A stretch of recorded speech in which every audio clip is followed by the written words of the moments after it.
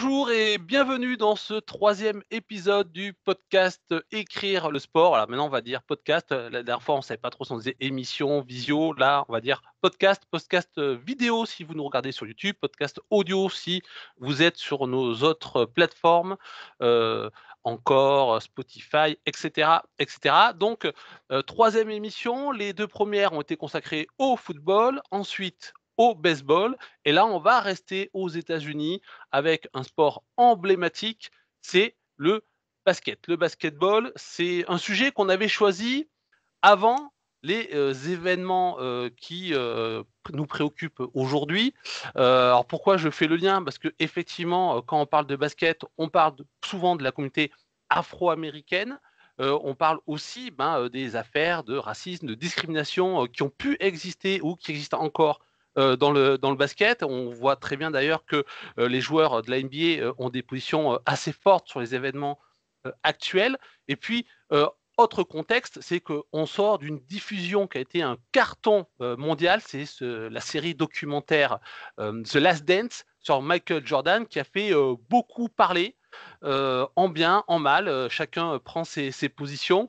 Mais voilà, le basket a aujourd'hui une importance assez importante. C'est un des sports les plus internationaux qui soit après le football. Et donc voilà, il nous a paru assez intéressant de traiter ça au sein d'Écrire le sport, surtout que le basket a produit beaucoup, beaucoup de fiction, de documentaires, de livres, que ce soit des documentaires, des livres d'histoire, des romans. Voilà, il y a vraiment énormément de choses qui sont faites autour du basket. Alors, on va rester, nous, sur le basket américain, ou nord-américain plutôt, puisque la NCAA ou la NBA concerne également le Canada, par exemple. Mais voilà, on pourrait, pour une autre émission, peut-être aborder le basket dans d'autres pays. Et je pense que d'ailleurs, on vous réserve quelques petites surprises de ce côté-là. Donc, pour m'assister sur cette émission que l'on a nommée Basket et Fiction US, forcément politique, point d'interrogation, j'ai avec moi une guest, la première guest de nos podcasts, c'est Marion Ayot. Bonjour Marion. Bonjour Gaëtan, bonjour à tous. Alors, Marion, elle est journaliste. Je ne sais pas si tu. Alors, journaliste sur une radio locale, c'est bien ça? Oui, exactement, ouais. Voilà. Et puis, moi, je la connais parce qu'on fait partie du même site sur l'actu et le monde du baseball. C'est The Strikeout et on participe également tous les deux au podcast Hype sur les sports US. Également de retour dans l'émission, Yann. Bonjour Yann. Bonjour Gaëtan, bonjour à tous. Alors, Yann, toi, tu es maître de conférence à l'Université de Franche-Comté, américaniste, qui est passé maintenant dans la culture japonaise du manga. C'est ça, personne n'est parfait. Voilà.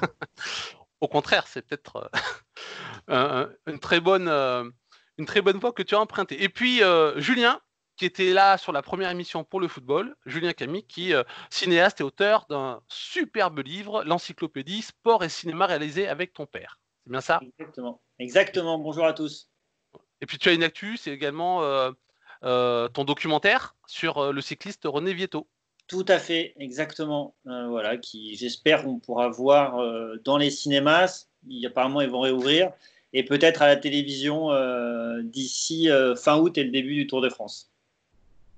Allez, alors, comme la dernière fois on a été très très long, on va essayer d'éviter d'arriver à battre le record peut-être des 2 heures de podcast. On va essayer de rester raisonnable et donc on va commencer tout de suite avec toi, Julien, d'ailleurs. Ouais. Qu'est-ce que tu vas nous présenter? Alors moi, je vais vous présenter un film qui est assez méconnu, je dirais même complètement inconnu, qui s'appelle Cornbread, Earl and Me, qui est un film de Joseph Manduke qui date de 1975. Alors pourquoi j'ai choisi ce film? Parce que ça a été une des découvertes qu'on a faites en écrivant le livre Sport et cinéma dans nos recherches, et parce que évidemment le film résonne terriblement aujourd'hui dans l'actualité avec la bavure policière aux États-Unis et la mort de George Floyd, puisque l'histoire de Cornbread, Earl and Me, c'est l'histoire d'une bavure policière sur un jeune joueur de basket. Ce jeune joueur s'appelle Cornbread. Il est un lycéen talentueux qui va réussir à aller à l'université pour ses talents sur les bancs scolaires, mais aussi et surtout, on le sait, qu'avec le coût des universités américaines pour ces populations, afro-américaines qui aux États-Unis rencontrent quand même majoritairement plus de problèmes sociaux que d'autres populations. Le basket, pour beaucoup de jeunes, c'est une solution d'accéder à l'université. Donc lui, il va accéder à l'université, il fait la fierté de son quartier, tout le monde le connaît, et un jour de pluie, il va se retrouver au mauvais endroit, au mauvais moment, et un flic, un duo de flics qui est joué par un noir et un blanc, vont lui tirer dans le dos pensant que c'était le jeune noir qui vient de braquer une supérette. Ça, je ne vous spoil pas le film puisque c'est les 15-20 premières minutes, et tout le reste du film en fait va s'intéresser à ce rêve brisé et à cette situation que vivent les Afro-Américains dans ces quartiers-là, et comment aussi ils arrivent à se faire entendre, et notamment aussi se faire entendre auprès de la justice, puisque la fin du film, c'est le procès qu'il va y avoir, et pour essayer de faire reconnaître et entendre la bavure policière face au système judiciaire et fédéral américain. Et ce film est donc marquant pour ça, évidemment, parce qu'il résonne de l'actualité d'aujourd'hui. On voit que, de manière terrible, ça n'a pas énormément changé. Il se passe toujours les mêmes choses, avec toujours la même manière de penser, c'est que voilà, on voit un noir, on pense qu'il est délinquant, de premier abord pour certains policiers, il faut évidemment pas généraliser, mais pour certains c'est ce qui arrive, mais c'est aussi, ça montre aussi comment le basket est important pour ces populations afro-américaines, que c'est à la fois un moyen d'accéder pour certains au collège, aux études, mais c'est aussi le basket comme un marqueur culturel. Le film est marqué dans l'univers de la blaxploitation, un grand courant cinématographique dans les années 70, avec de la musique, évidemment, qui est très présente, une soul funk incroyable, qui est fait par le musicien qui a fondé un groupe qui s'appelle les Blackbirds, qui est assez connu à l'époque. Donc la musique est terrible. Et puis il y a une forme de ralenti, on essaye d'amener le basket à une forme d'art un petit peu. Et c'est ce que aussi cette population afro-américaine, quand ils vont s'emparer du sport du basket, vont amener aussi une liberté de création dans le geste sportif que les WASP qui, jusque au début du XXe siècle, avec les différences de ligues noires et blanches, tenaient et avaient une manière de jouer un petit peu plus stéréotypée, les populations afro-américaines vont vraiment libérer le basket et le geste artistique du basket. Et ce film-là s'en fait aussi l'écho. Et c'est en ce sens qu'il est, pour moi, un film à redécouvrir, un film important pour montrer à la fois une époque, mais aussi montrer que ce que le basket dit aussi de ces populations et ce qu'il représente pour la culture américaine et afro-américaine.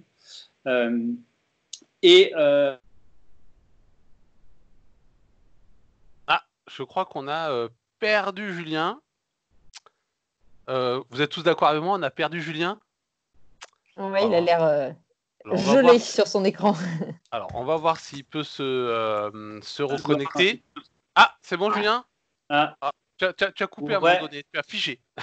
Ah, mais je vous ai vu vous figer. On a vu te figer aussi. Alors, je ne sais pas, il y a des orages autour. C'est peut-être ça. À quel moment on repart? Du coup, je ne sais pas où tu en étais. Dans ce film, le rôle principal de Cornbread est joué par Jamal Wilkes, qui est un joueur de basket professionnel. Le film sort en 1975, il va gagner son premier titre de champion NBA avec les Golden State Warriors en 1975, la même année. Il en gagnera 3 autres après avec les Lakers. Mais le rôle principal de Cornbread est joué par un vrai joueur de basket professionnel. Et c'est quelque chose qu'on va retrouver dans pas mal de films de basket au final après, c'est que les joueurs, les personnages sont joués par des vrais joueurs. Et c'est une spécificité à ce sport au cinéma, c'est que souvent des vrais basketteurs vont jouer les rôles principaux pour à la fois une plus grande crédibilité. Et puis je pense que la question du marqueur culturel, de s'approprier aussi un sport, un geste, une culture, dans tous les sens du terme, c'est-à-dire de la musique jusqu'à la manière de se vêtir. Les Afro-Américains se sont vraiment appropriés ce sport-là pour le marquer de leur empreinte et de leur culture. Ok.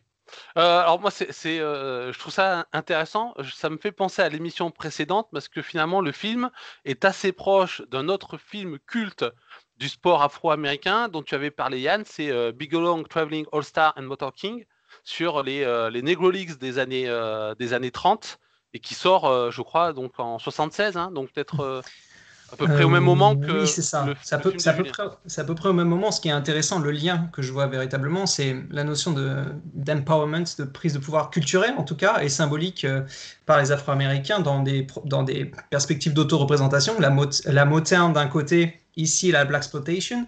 Donc là, ce qui est intéressant, c'est effectivement, on va utiliser le basket comme marqueur identitaire, comme tu l'as dit. On en est au début, parce que le basket, historiquement, n'était pas associé à la communauté afro-américaine. Il a été notamment aussi le sport de la communauté juive aux États-Unis longtemps, pour ensuite être saisi par la communauté afro-américaine.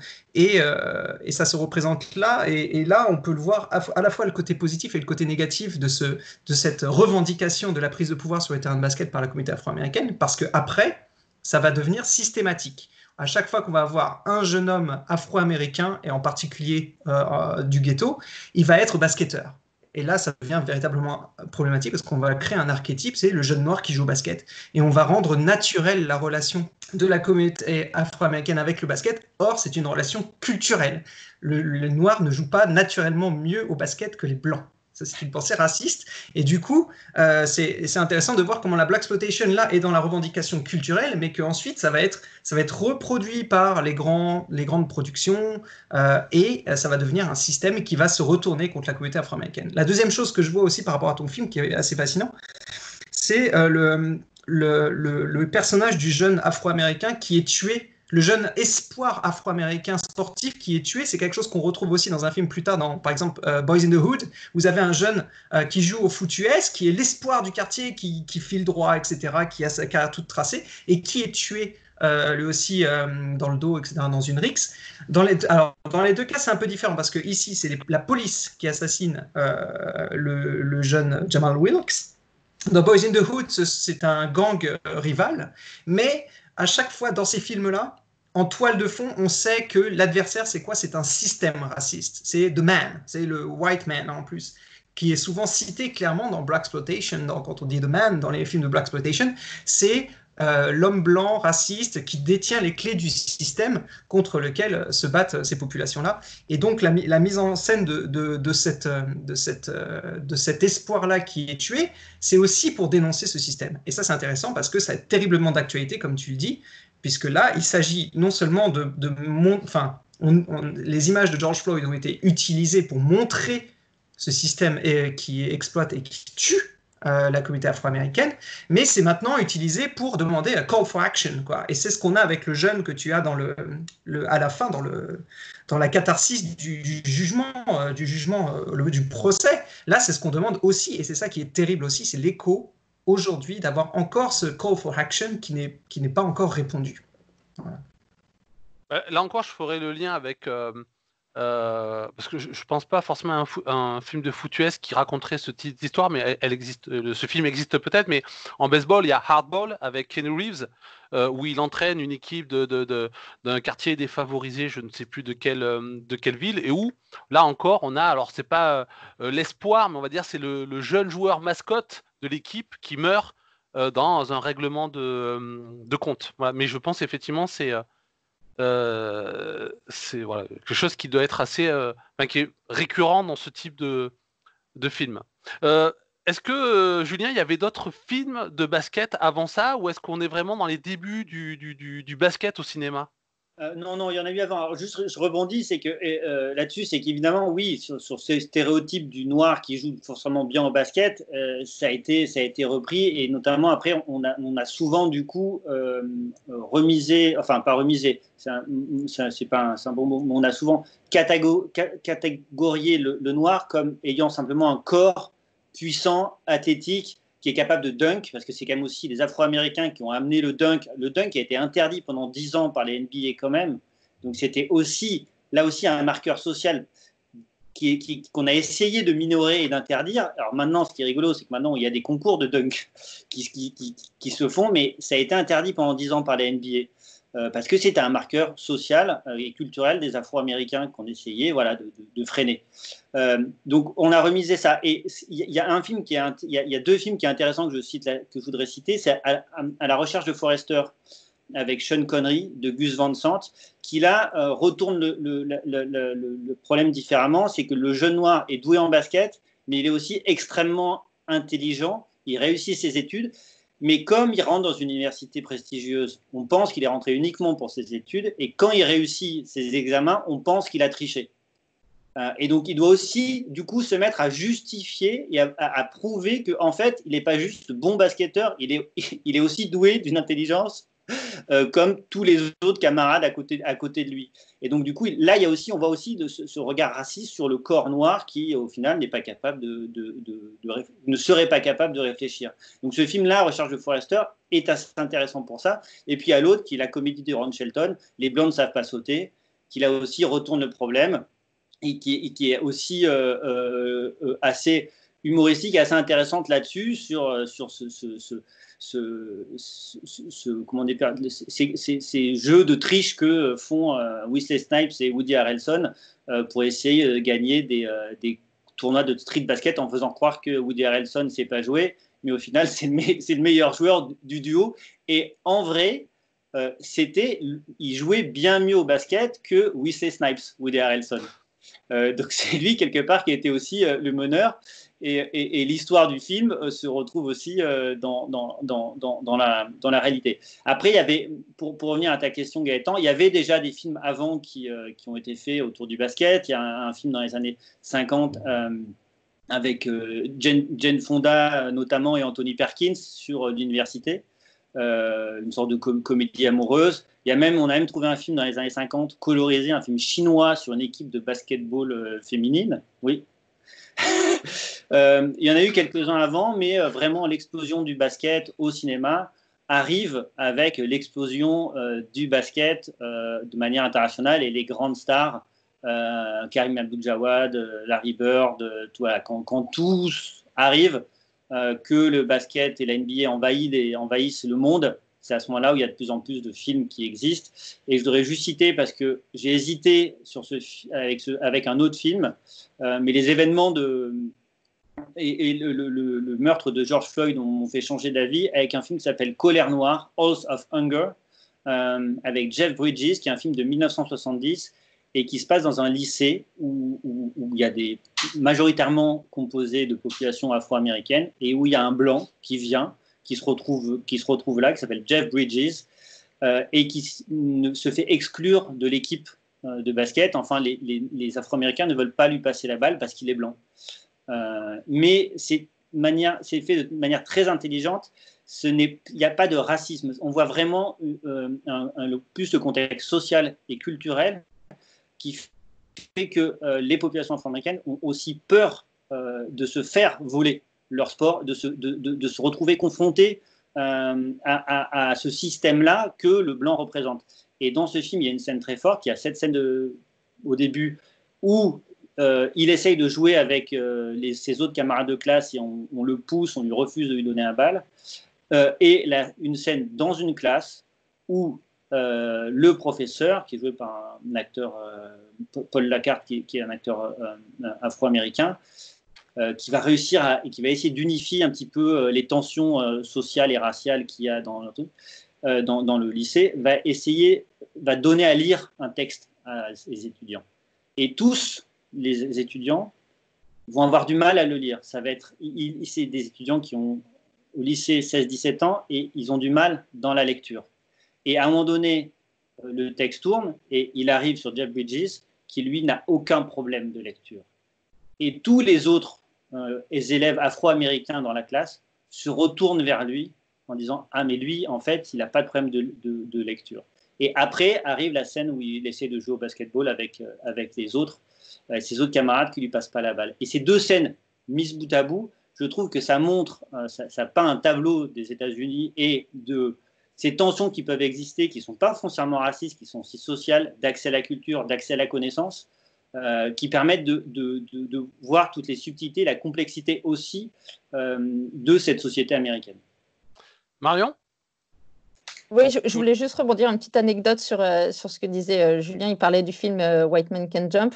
Et cette année, on a vu un petit symbole au concours de dunk de la NBA parce qu'il y avait un joueur blanc qui a participé au concours de dunk, ce qui n'est pas fréquent. Tu disais que tout à l'heure que c'était vraiment le dunk, un marqueur de la communauté afro-américaine. Il y a un joueur blanc, son nom m'échappe, j'arrive plus à retrouver son nom, mais c'est un joueur de Milwaukee et qui est arrivé sur le terrain pour participer à ce concours avec, je vais dire, le déguisement, mais le costume en tout cas de Woody Harrelson dans le film avec sa chemise, la casquette à l'envers, et qui a voulu rendre hommage justement à ce film parce que voilà, lui c'était un homme blanc, il voulait prouver qu'il savait sauter en participant au concours de dunk. Ça m'a fait penser à ça, ce que tu disais.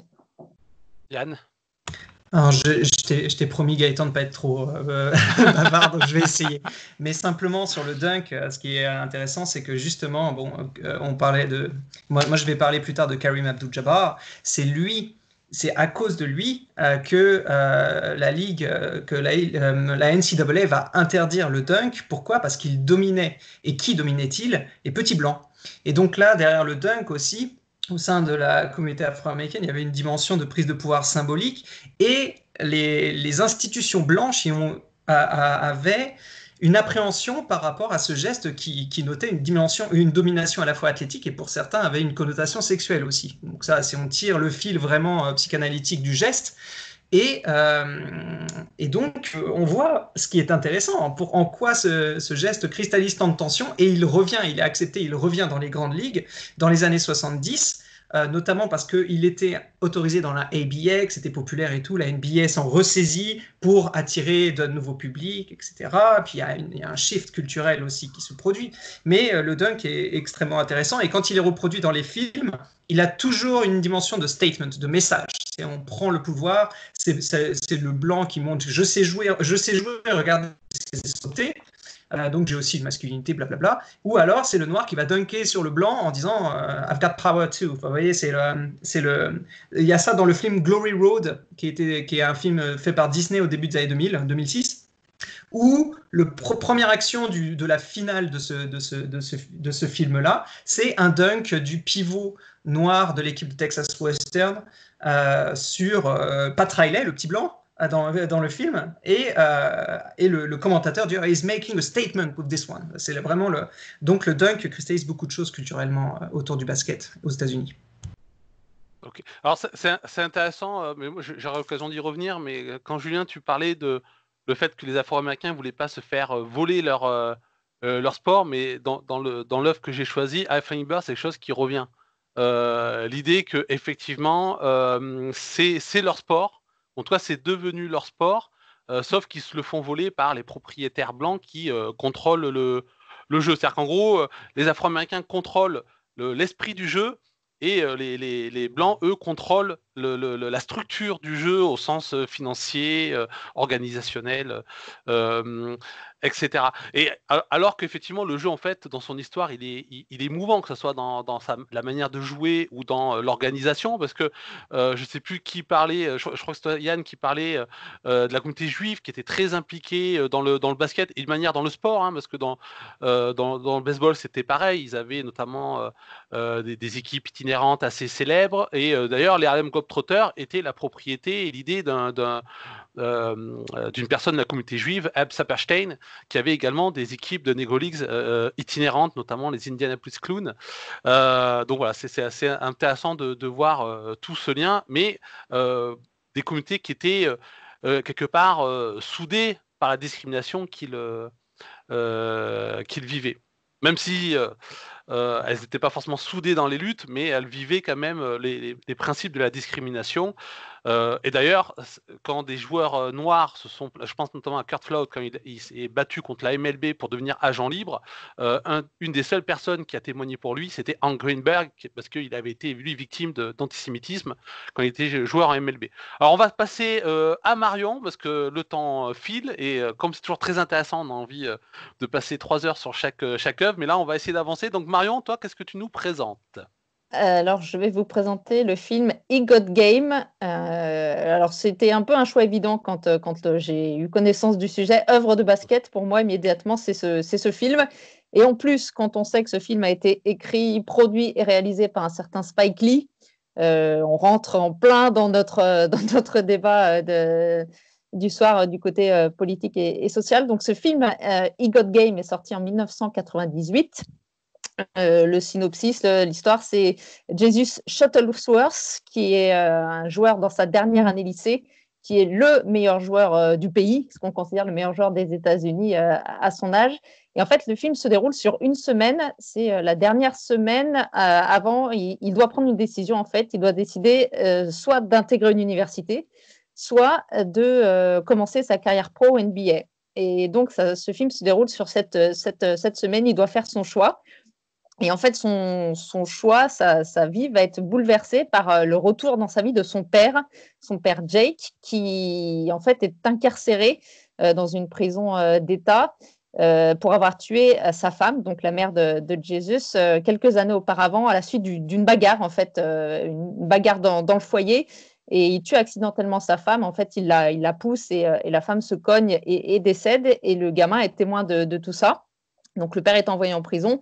Donc, le gamin coupe tous les ponts avec ce père-là. Il est recueilli et il vit avec sa petite sœur comme ça. Et donc, le père débarque auprès de son fils qui a maintenant 18 ans. Et en fait, pourquoi il débarque? C'est parce que le gouverneur de l'État de New York, donc il est incarcéré dans l'État de New York, Jake, le gouverneur fait une espèce de marché, de chantage avec ce prisonnier et lui dit si ton fils intègre l'université dans laquelle moi j'ai étudié, son alma mater, comme on dit aux États-Unis, et ben, s'il choisit cette fac, et ben, tu auras une réduction de peine et tu retrouveras la liberté plus tôt. Donc, le père va essayer de reprendre contact avec son fils pour essayer simplement de le convaincre d'intégrer cette université. Donc, en fait, voilà, c'est toute cette histoire alors que le gamin a plus pas du tout envie de le revoir. Donc, voilà, l'histoire de base, c'est ça. On peut parler du cadre. Ça se passe à Coney Island, un quartier de New York au sud de Brooklyn, un quartier quand le film est tourné en 98, un quartier qui est encore un quartier difficile de la ville de New York. J'ai trouvé des chiffres, des recensements officiels. Alors, c'est un peu plus vieux, ça date de 2010, mais c'est un quartier c'est un recensement officiel des États-Unis. 32,2% d'Afro-Américains et 31% de Blancs. Donc, c'est un quartier qui est plutôt mixte et 26% de Latinos. Un quartier mixte qui, à cette époque-là, était encore un quartier difficile, un quartier pauvre. Et par contre, je me suis rendu compte en faisant quelques recherches que le taux de criminalité dans ce quartier, il a baissé de 72% entre 1993 quand même et 2010. Donc, c'est un quartier qui est en voie pas d'amélioration, hein, c'est pas le bon mot, mais qui est en train de changer. Et je pense que c'est un peu, c'est Brooklyn, enfin New York change et je pense que les problèmes sociaux se déplacent dans d'autres quartiers. En tout cas, Coney Island, apparemment, c'est mieux. Et si vous avez vu déjà des autres œuvres sur New York, Coney Island, c'est très réputé car c'est là où il y a le fameux parc d'attractions avec la grande roue et les manèges au bord de la plage, en fait. C'est un endroit, la plage de Coney Island est un peu la plage des New-Yorkais. C'est un quartier qui est très connu. Et donc, dans les deux rôles principaux, on parlait tout à l'heure, tu disais du joueur de basket qui joue un joueur de basket dans ton film, Julien. Là, c'est exactement pareil. C'est Ray Allen qui a 23 ans à l'époque et qui joue donc un joueur de 18 ans qui interprète ce joueur de basket.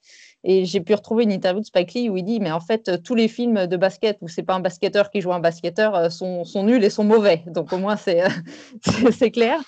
Donc, c'est lui qui interprète. À l'époque, il a commencé sa carrière 2 ans plus tôt. Donc, c'est un jeune joueur NBA. Et Ray Allen, c'est devenu par la suite un des plus grands shooters de l'histoire du basket. C'était un gamin très prometteur, un prix très haut dans la draft en 96. Donc, vraiment un très bon basketteur. Et ce film est vraiment un film de basket dans le sens où il y a des vraies scènes. Et c'est vrai que c'est très, très important pour ça. Et le père, Jake, c'est Denzel Washington. Denzel Washington qui va faire après d'autres films de sport. C'est vraiment un thème qui doit lui tenir à cœur. On l'a vu, il était par exemple dans le film de le boxeur Hurricane Carter.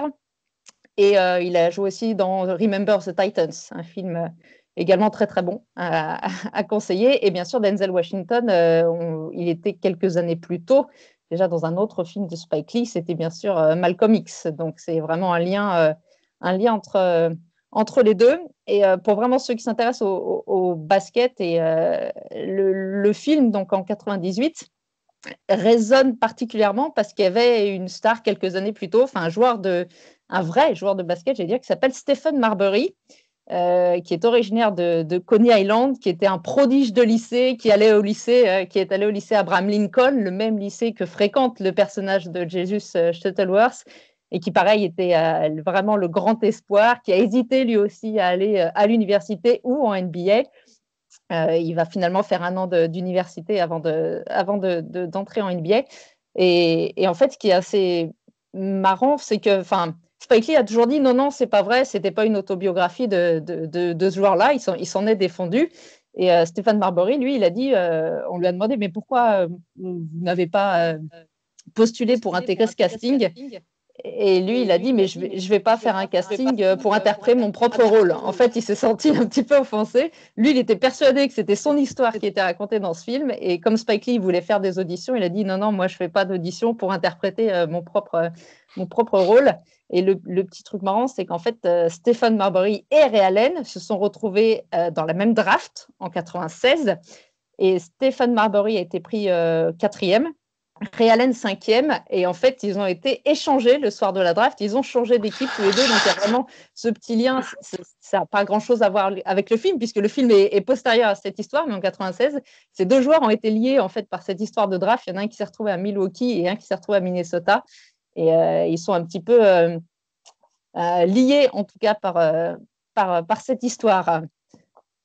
Donc après on peut aborder le côté plus sociétal ou politique de ce film, parce que c'est vraiment, on disait tout à l'heure, le cliché, l'image qu'on a, c'est qu'un jeune noir, il est très bon au basket, et puis c'est ce seul moyen de s'en sortir, en fait, d'intégrer l'université ou d'intégrer la NBA. Et ce gamin, il devient l'espoir là, il vit avec sa sœur, mais il devient l'espoir de son quartier. Et on voit tout ce qui se gravite autour, du coup, ses amis ou amis, entre guillemets, qui vont essayer de profiter de lui, qui vont le pousser pour prendre des décisions ou pas, parce qu'ils savent que si leur copain il va signer un contrat en NBA, il va leur offrir des voitures et tout ça. Donc, il y a vraiment cet esprit-là du quartier, j'allais dire, qui est autour de ce gamin. Il y a aussi la grande image de l'agent italo-américain blanc qui vient le voir et qui lui dit « Non, mais il ne faut pas que tu ailles à l'université. Si tu signes avec moi, tu vas gagner des millions. Va directement à NBA. » Et on voit une scène où il l'invite chez lui dans sa villa majestueuse. Il vient avec sa petite amie et son copain, Jesus. Et donc, les deux sont dans la piscine pendant que l'agent italo-américain essaie de convaincre Jesus de signer avec lui. Il lui dit tiens, tu vas avoir il lui montre sa collection de Ferrari, de Lamborghini, sa baraque, et il lui dit ça, et Jesus lui dit mais je serais plus à l'aise avec il dit en VO un brother. Il dit je me sentirais plus à l'aise d'être représenté par un frère, donc on entend par un noir, et il dit non, je préférerais ça, je serais plus à l'aise. Et l'agent le regarde et lui dit mais tu es noir, je suis blanc.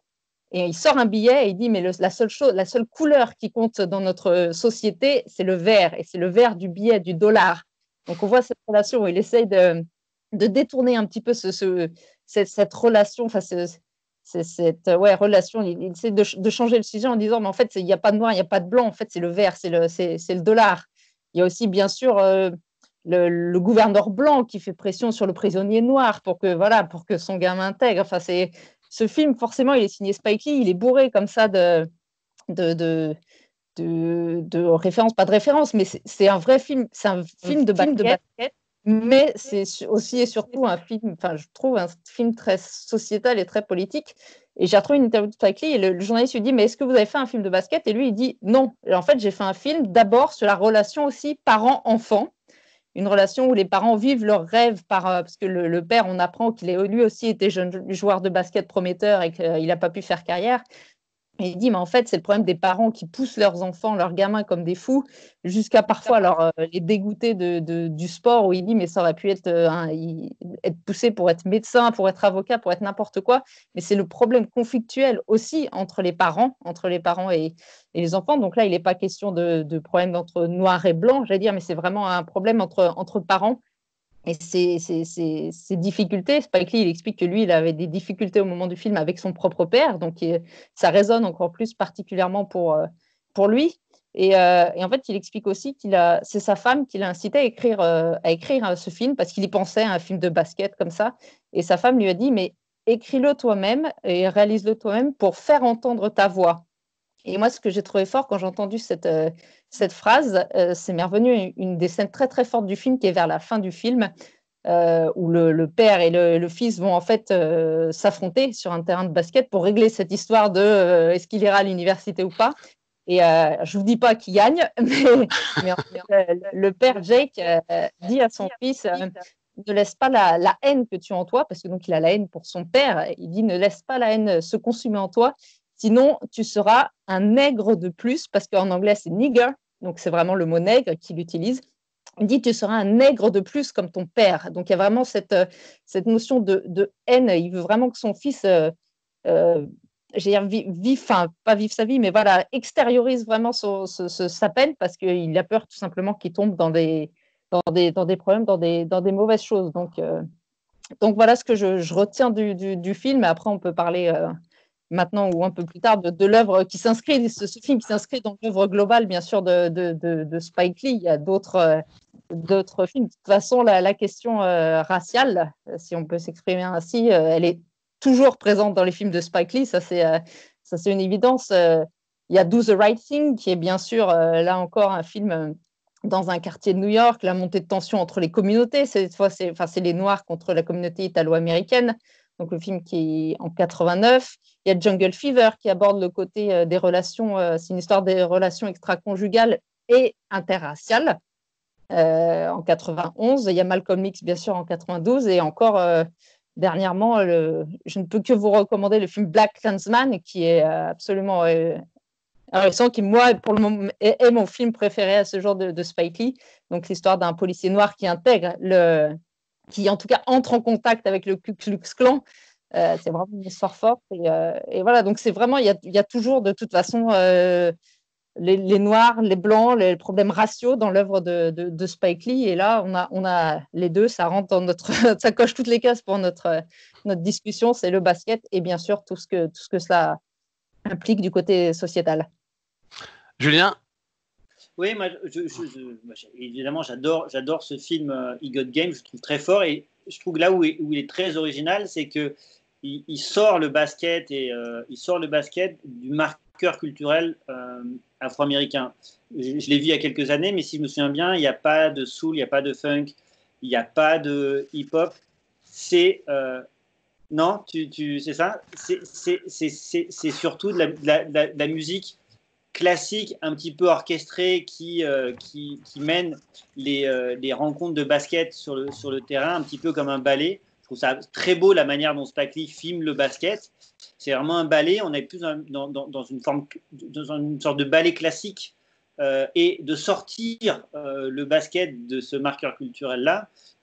À la fois, ça permet aussi de se projeter un peu plus, je pense, sur cette relation père-fils, sur ce dilemme psychologique, sur ces réflexions aussi sociales, sociétales, sur tous ces enjeux personnels des personnages, sans qu'on soit dans un stéréotype, ou qu'on ait déjà ce stéréotype rien que parce qu'il s'habille d'une certaine manière, ou parce qu'il y a dans la bande son cette musique-là. Ça permet aussi d'expliquer que la musique classique, c'est aussi une musique plutôt des Blancs, et donc du coup, c'est aussi une manière de se réapproprier une autre culture aussi sur le basket, et de dire, mais en final, voilà, c'est quelque part, tout est possible, et ces histoires de marqueurs culturels, en fait, pourquoi on ne pourrait pas faire du classique sur du basket? Pourquoi on sera toujours obligé de mettre une musique afro-américaine, entre guillemets, pour montrer du basket? Parce que c'est ce qui a beaucoup été fait sur Cornbread, Earl and Me, c'est de la soul, c'est de la funk, parce que c'était l'époque de la soul et de la funk. 20 ans après, pour Above the Rim, Là, c'est Run DMC, Grandmaster Flash, et c'est Tupac Shakur qui joue un des rôles principaux. Et là, on est vraiment de nouveau dans ce marqueur culturel très lié au basket. Voilà. Yann, je sens qu'il est trépigne d'impatience. Allez, vas-y. Je suis désolé. Non, en fait, c'est super intéressant et vous en avez très bien parlé. Plusieurs choses par rapport tout de suite à l'esthétique.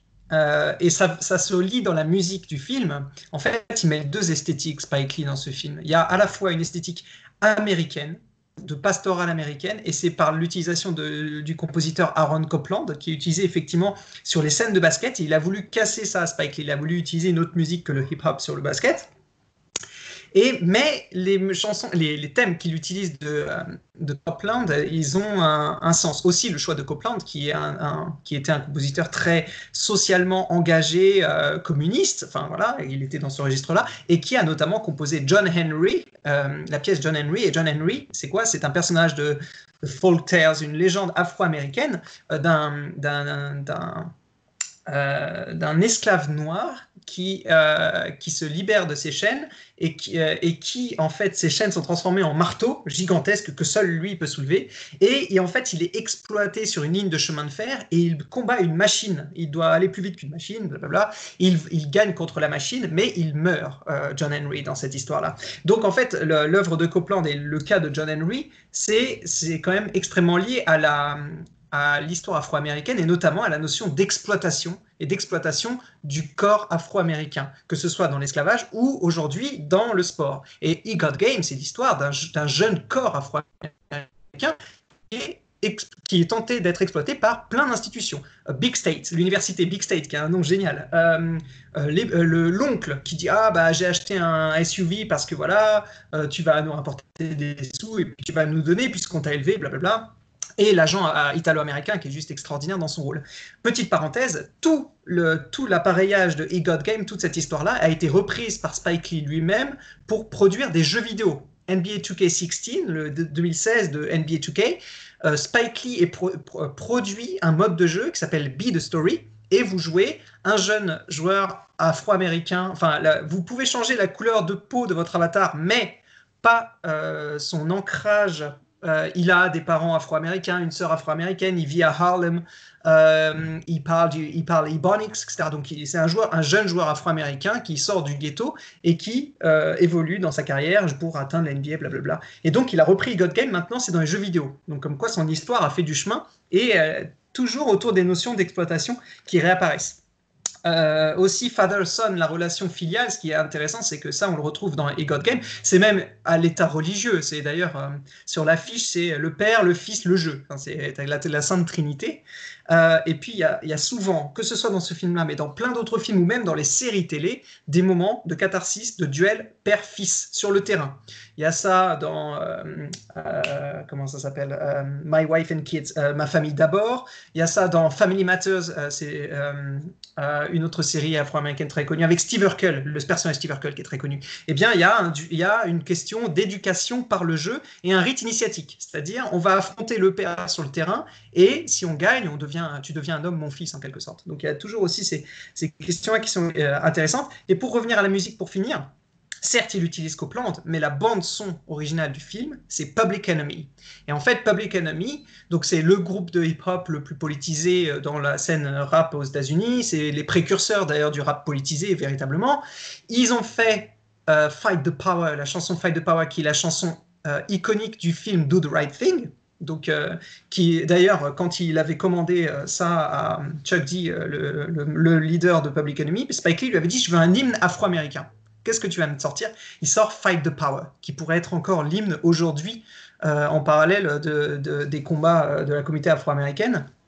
Et pour He Got Game, toute la bande-son qui hors phase de jeu, et c'est ça qui est intéressant que tu as souligné, Julien, mais hors phase de jeu, c'est Public Enemy, et toutes les chansons, c'est They Want a Piece of Jesus, etc. C'est sur l'exploitation, c'est-à-dire la question des sneakers, on va faire des sous sur tes endorsements, etc. Il y a plein de choses et de messages politisés à travers le hip-hop. Et donc, Spike Lee lance 1000 messages politiques dans son esthétique, dans sa musique, dans des trucs beaucoup plus évidents comme les relations entre personnages, etc. Et donc, c'est vraiment fiction égale politique en plein dedans, plein dans le thème. Avant de te redonner la parole, Marion, c'est vrai que moi, trois petites choses par rapport à tout ce que vous avez dit qui est extrêmement intéressant. L'épisode avec les billets verts, moi, ça me fait penser à une des premières scènes de 42 sur Jackie Robinson, quand Harrison Ford, qui joue Brown Cricket, parle justement de ces billets verts en disant moi, je veux un joueur afro-américain pour faire gagner les Brooklyn Dodgers. Et en gros, je m'en fiche qu'il soit blanc, qu'il soit noir, parce que la couleur des billets est verte. Mais en fait, il utilise cette excuse pour briser l'oppression que subissent les Afro-Américains et leur permettre d'arriver en MLB. Alors que là, on a tout à fait autre chose, puisque l'agent utilise cette histoire pour faire finalement re-rentrer le joueur afro-américain en oppression. Alors, pas la même qu'à l'époque de la ségrégation ou de l'esclavage, mais l'idée que finalement, il n'est qu'une personne qui est là pour exploiter et se faire de l'argent. Sur la musique, c'est assez intéressant parce que Spike Lee, il a également réalisé Summer of Sam sur l'année incroyable de New York en 1977 et qui est une année assez importante parce que c'est la décennie où le hip-hop apparaît. Tu parlais par exemple de Grandmaster Flash.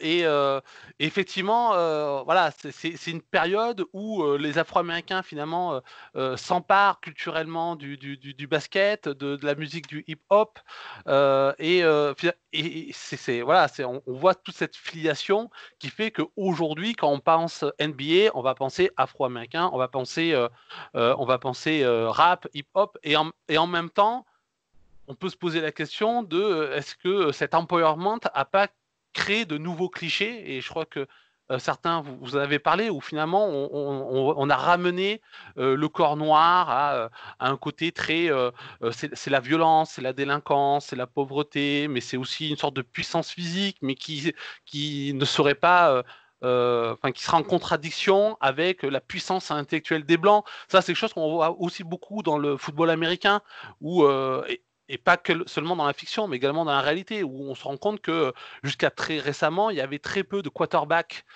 afro-américains parmi les grands quarterbacks. Alors maintenant, c'est en train de changer grâce à Pat Mahomes et Lamar Jackson, mais jusqu'à très récemment, on se disait, mais pourquoi, en gros, on envoie à la baston les grands gaillards afro-américains, et puis, comme par hasard, celui qui dirige l'équipe, c'est toujours un blanc, c'est le quarterback. Donc voilà, c'est des questions qui sont assez intéressant. Alors, Marion, tu voulais réagir? Dis-moi. Ah, on t'entend pas, Marion. On t'entend pas. Excusez-moi, messieurs, j'avais oublié de remettre mon micro. Excusez-moi. Oui, je voulais parler j'allais parler Public Enemy, mais Yann on a parfaitement parlé. Et juste revenir sur, Yann disait le père, le fils, le jeu. Le gamin s'appelle Jesus. C'est pas, voilà, ça vient de là, bien sûr. Et cette histoire de relation père-fils est toujours de pousser. Il y a une scène où donc le père, je l'ai peut-être pas assez dit, mais le père Jake, quand Jésus est gamin, donc vraiment le pousse, on voit des scènes de flashback en fait, quand Jésus est petit, à une dizaine d'années, et le père, mais qui le harcèle, qui le pousse, qui l'humilie sur un terrain de basket, parce que forcément, il y en a un qui fait 1m40 et l'autre qui fait 1m95, et le père humilie son fils en fait pour le pousser à bout et pour faire, enfin lui il considère que c'est comme ça qu'il va faire de son fils un homme et un joueur de basket. Et le gamin, il a 12 ans, et il dit à son père, mais qu'est-ce que tu es... À un moment, il y a une scène où le père bouscule le gamin, il tombe à terre, et Jésus se lève et dit, mais qu'est-ce que tu essaies de prouver? Il dit, voilà, le gamin essaie se rebelle en fait contre ce père-là qui l'humilie et tout ça. Et on pourra en revenir au dunk, il y a une scène à la fin où cette fois Jésus est adulte, et il y a cette image du dunk libérateur sur son père. C'est là, on parlait de la prise de pouvoir sur le dunk, sur ce geste. Et ben dans God Game, il y a ce geste très très fort de Jesus qui prend sa revanche sur ce père qui l'humiliait, et qui prend, je crois que c'est Julien ou Yann, pardon, je ne sais plus, qui disait qu'il prend le pouvoir sur son père et qui devient maître en fait de son histoire à lui. Elle est parfaitement là dans God Game. Ah, moi, j'avais une question pour Julien justement par rapport à notamment à l'esthétique des matchs. Vous avez vraiment parlé que ce film met vraiment en valeur le basket. Est-ce que toi, qui as vu énormément de films de sport, on sait que Spike Lee, c'est un grand amateur de sport. Moi, c'est un fan des Yankees, notamment, de New York, en baseball. Enfin, voilà, c'est un vrai amateur de sport. Est-ce que tu as l'impression, toi qui as vu pas mal de films, que quand même, ça joue l'idée qu'un réalisateur puisse aimer le sport et donc vraiment s'investir sur cette partie-là et pas la négliger pour pouvoir, par exemple, s'appuyer sur d'autres scènes? Alors, pour moi, c'est essentiel pour manière à croire dans les scènes, croire dans les personnages, croire dans l'histoire, croire dans le jeu qu'on voit se dérouler. Pour moi, c'est essentiel que le réalisateur aime le sport, ça c'est un plus, mais comprenne aussi le sport et qu'est-ce que c'est que ce sport et que représente-t-il.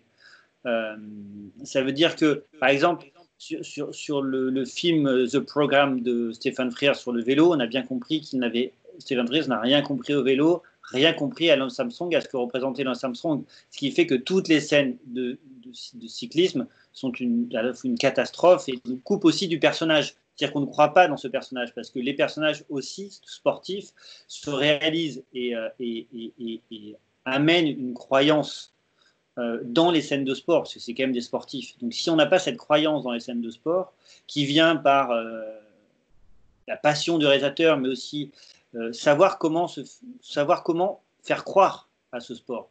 Par exemple, très rapidement, Vianney Le Basque, qui a fait le film Les Petits Princes, il n'a pas pris un footballeur professionnel pour jouer son rôle principal. Par contre, lui a été sportif, a été grand footballeur à un moyen niveau, quand même, à haut niveau, mais il a dû arrêter pour des problèmes de blessures jeunes, avait décidé de spécialiser son personnage sur 3 actions, un peu extraordinaires ou un petit peu exceptionnelles. Donc il lui a fait travailler pendant 3 mois sur 3 actions. Le coup franc, la roucoulette et autre chose, et 3 gestes. Et il a fait ces gestes à la perfection et la manière dont il a filmé le sport, ces gestes-là faisaient croire au personnage. De la même manière, dans White Men Can Jump, les Blancs ne savent pas sauter, Ron Shelton et son monteur Paul Sedor ont travaillé sur la croyance dans les personnages. Si vous regardez le film, la première scène de basket est très peu découpée. C'est-à-dire qu'on voit Wesley Snipes et Woody Harrelson mettre le ballon de la ligne, je crois, je ne sais pas si c'est du lancer franc ou des 3 points, mettre le ballon directement. Et on voit que c'est eux qui le mettent le ballon. Alors, ils peuvent refaire la scène X fois dans le film. Là, ils le réussissent en une fois. Et du moment, Paul Sedor, le monteur, expliquait, du moment où on a compris que c'était lui qui les faisait, les autres scènes de basket après peuvent être complètement décomposées. Le spectateur croit dans le personnage, croit dans la réalité du jeu sportif. Et à ce moment-là, c'est gagné. Et ça, il faut un réalisateur qui comprenne ce qu'est le jeu en lui-même et ce qu'est le sport. Alors très rapidement, Marion, après on va avancer, parce que je vois qu'on on va battre notre C'est juste une seconde pour dire qu'on disait que Ray Allen donc, est un joueur de basket, donc il rentrait dans ce cadre, mais il faut savoir que Denzel Washington jouait aussi très bien au basket, et ça renforce bien sûr ce que vient de dire Julien. Là, les 2 acteurs étaient vraiment bien placés pour jouer le rôle. Voilà, je voulais juste rajouter ça. Et Spike Lee sait où placer sa caméra pour bien filmer aussi. Ouais. Amateur d'Enix, Spike Lee, tu parlais Gaëtan des Yankees, mais voilà, au cas où, si ça échappe encore à des gens, mais Spike Lee est le plus grand supporter au monde d'Enix, je pense, les Knicks de New York. Quand on va dans les stades et les stades de baseball, les salles de basket, etc., forcément, ou qu'on en regarde beaucoup à la télé, je pense que ça aide aussi pour savoir comment filmer le sport. Après, juste pour terminer, mais ça serait... Non, peut-être pas, tu penses pas, Julien?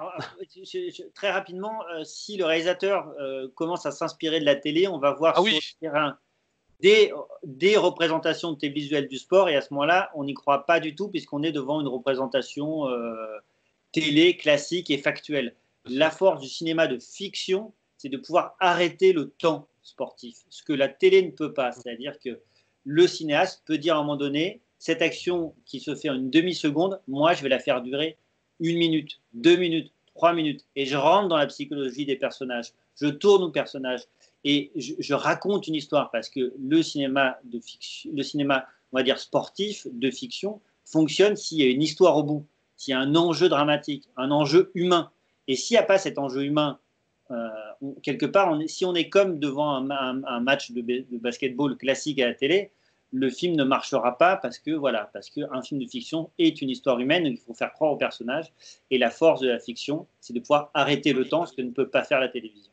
Bien sûr. En fait, je parlais en opposition, c'est-à-dire le fait de savoir comment c'est filmé à la télé, ça permet aussi de savoir finalement qu'est-ce qu'on voudrait nous en tant que spectateurs, d'être plus plus immersif par exemple dans les actions. Mais juste pour terminer sur Denzel Washington, c'est vrai qu'il a fait d'autres films de sport. Je pense au dernier à Fence.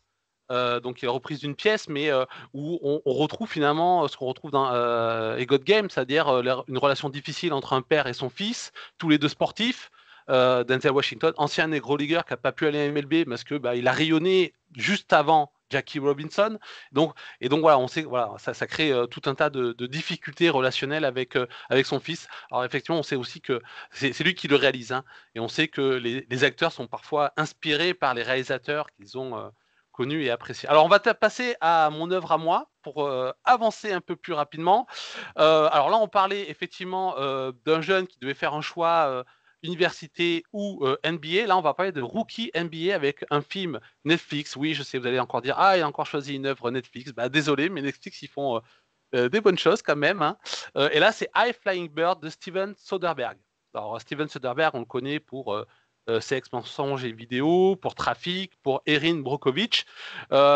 C'est alors peut-être pas aussi militant que Spike Lee, mais c'est quand même un réalisateur qui vient du cinéma indépendant et qui travaille beaucoup les sujets sociaux, même s'il peut aussi faire des films blockbusters, grand public. On pense à Ocean's 11 et toute la franchise, mais c'est aussi quelqu'un qui aime travailler sur les questions de société, et il avait arrêté de réaliser pendant un certain nombre d'années pour se consacrer sur la production, notamment au niveau de séries, particulièrement chez HBO, et donc il a décidé de reprendre la caméra, notamment pour Netflix, avec deux films qui sont High Flying Bird sur la NBA et The Laundromat sur l'affaire des Panama Papers. Donc, High Flying Bird, c'est un film qui est politique, pas un film forcément, je dirais, hyper engagé, hyper militant, mais qui reste un film quand même engagé dans le sens où la question de la place des Afro-Américains dans la NBA est centrale. Et d'ailleurs, ce qui est intéressant avec ce film, c'est qu'il mixe la fiction et la réalité avec des interviews. L'interview de 3 stars de la NBA qui vont raconter un peu leurs expériences en tant que rookie. Alors il y a Donovan Mitchell, il y a Karl Anthony Towns, et le dernier c'est Reggie Jackson. Donc quand même 3 grandes stars de la NBA qui de temps en temps apparaissent en interview dans le film, poursuivent la logique de narration de Steven Soderbergh. Alors l'histoire, c'est celle d'un lockout de 6 mois en NBA, et au bout de ces 6 mois, la situation est bloquée, et donc c'est difficile pour tout le monde, et particulièrement pour l'agent de joueur Ray Burke. Alors Ray Burke, il est joué par comment il s'appelle, André Holland. André Holland, on le connaît pour 2 films de sport, Sugar, qui est un film sur les minor leagues, un film indépendant sur les minor leagues qui date de 2008, très, très méconnu, mais un excellent film de baseball sur la dure réalité des minor leagueurs, notamment ceux qui viennent de République dominicaine. Et puis pour 42, j'en parlais tout à l'heure, hein, puisqu'il joue dans 42, il joue le journaliste afro-américain Waddell Smith, qui sera l'un des premiers afro-américains qui intégrera en 1948 l'association des écrivains et journalistes de baseball, et qui lui, comme Jackie Robinson, en fait, subit à ce moment-là la ségrégation dans le baseball. Donc André Holland, il joue Ray Burke, cet agent qui, en gros, va essayer de mettre fin au lockout. Alors, à la fois on pourrait se dire pour des raisons pécuniaires, parce qu'il est un peu dans la galère financièrement, et puis il doit assurer à ses joueurs qu'ils vont pouvoir être payés, qu'ils vont pouvoir jouer au basketball, et notamment l'intrigue se situe avec une jeune star rookie de la NBA qui s'appelle Eric Scott, et en même temps, derrière, en fait, il a un autre projet. Et c'est là où le film est engagé. C'est qu'il se rend compte que la NBA marche sur la tête. C'est-à-dire qu'à à la fois on a des Afro-Américains, même si ce sont pour beaucoup des stars millionnaires, hein, grâce à l'argent généré par la NBA, qui restent quand même exploités par ceux qui ont encore le pouvoir de la NBA, c'est les propriétaires blancs. Et ça, c'est marqué notamment par les personnages. C'est-à-dire que d'un côté, on a le commissaire du baseball qui est joué par l'immense Kyle MacLachlan. Je ne sais pas si je le prononce bien, mais vous savez, celui qui joue dans Dune. Donc voilà, j'adore cet acteur. Donc il joue le commissaire de la NBA, à la fois quelqu'un d'extrêmement souriant, extrêmement sympathique en apparence, mais également assez sournois et un côté très cynique. Et puis de l'autre, on a effectivement la représentante du syndicat des joueurs, qui est jouée par Sonia Son, qui joue donc finalement, il y a une dualité blanc-afro-américain qui se répercute dans ce commissaire de la LBB et le syndicat des joueurs, et puis, mais également dans l'agence de Ray Burke, parce que son chef, c'est un blanc, il est joué par Zachary Quinto, vous savez, Spock dans Star Trek.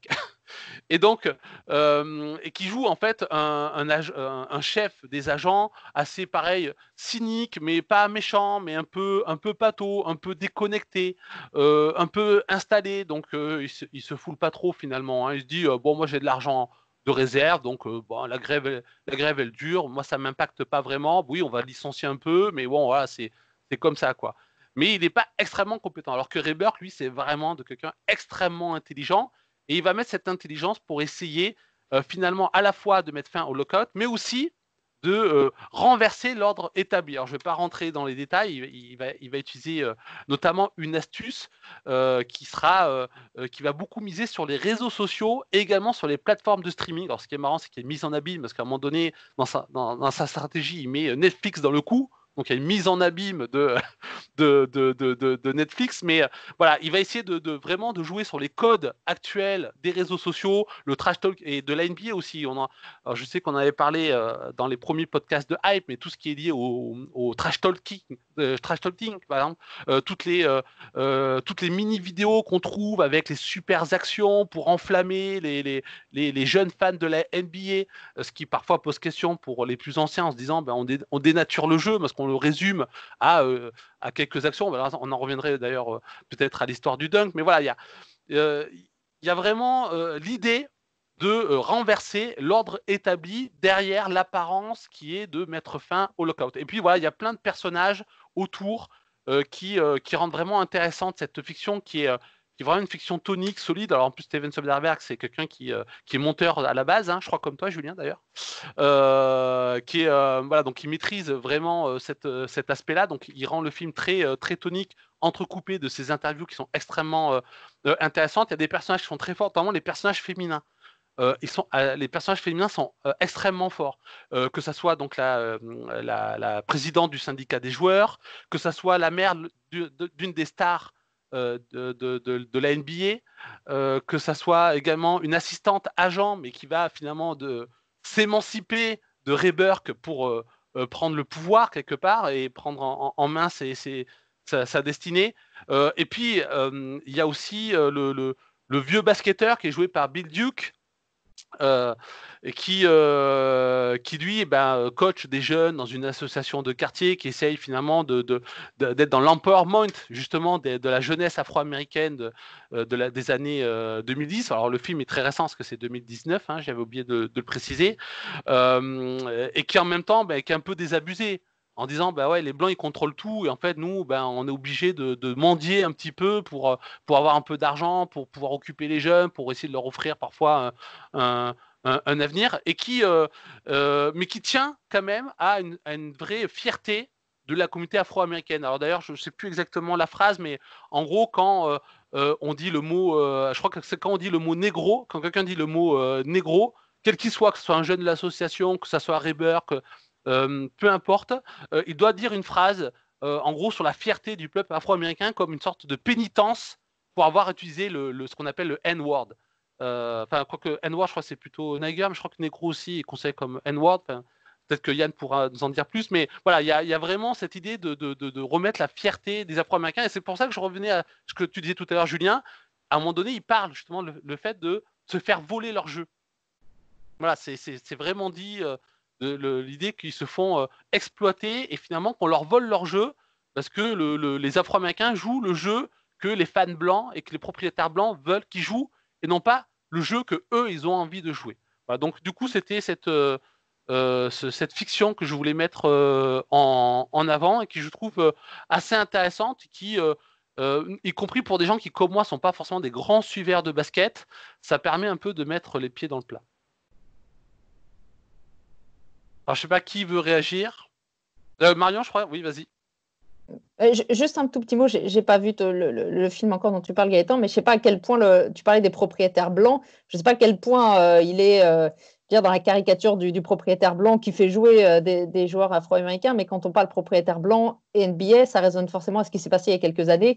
Et le propriétaire des Clippers, j'ai perdu son nom, Sterling peut-être, mais j'ai un doute Donald sur Sterling, c'est ça. Ouais, c'est ça, sur son nom. Le propriétaire des Clippers, obligé par la NBA de vendre son club, alors que le club lui appartenait, hein, c'était son bien propre, mais obligé par la NBA de vendre son club des Clippers parce qu'il avait été enregistré, on avait enregistré des propos racistes, extrêmement racistes, qu'il avait proférés. Donc voilà, je pensais à ça quand on dit propriétaire blanc. Alors, je ne sais pas dans le film à quel point cette image de domination et d'exploitation est là, mais voilà, ça m'a immédiatement fait penser à ce qui s'est passé il y a quelques années avec Sterling. Alors, on les voit pas énormément, les propriétaires blancs. On les voit à un moment donné à la fin d'une réunion et on voit la présidente du syndicat des joueurs qui s'en va en disant en gros ils ont essayé de m'avoir, ils ont essayé encore de nous berner. Donc voilà, c'est Kyle MacLachlan qui, en tant que commissaire NBA, représente vraiment ce pouvoir blanc à la tête de la NBA. Un pouvoir assez cynique, même si en apparence il est souriant, il est gentil, il est de bonne volonté, mais on sent le cynisme derrière, le cynisme du business. Et donc c'est vraiment à ce niveau-là. Après, il n'y a pas vraiment. Alors, pour le coup, c'est vrai qu'il n'y a pas de référence à un racisme, je dirais, assumé dans des propos, comme ça a été le cas avec Sterling, mais c'est vraiment l'idée que. D'ailleurs, c'est ce que dit à un moment donné Ray Burke, c'est qu'en gros, il y a un jeu derrière le jeu. C'est-à-dire que les Afro-Américains contrôlent le jeu sur le terrain parce qu'ils le dominent, c'est eux qui sont le plus nombreux, parce que ça renvoie à ce que tu disais, Yann, l'idée qu'ils seraient naturellement forts pour le basket, etc. Il y a un peu tout ce mythe-là qui se retrouve là, mais qu'en fait, derrière ce jeu, il y a le jeu des Blancs, où en fait ils dominent. C'est eux qui ont le vrai pouvoir. Donc, alors, c'est pas un film qui met sous tension forcément l'affrontement blanc-afro-américain en disant c'est les uns ou les autres.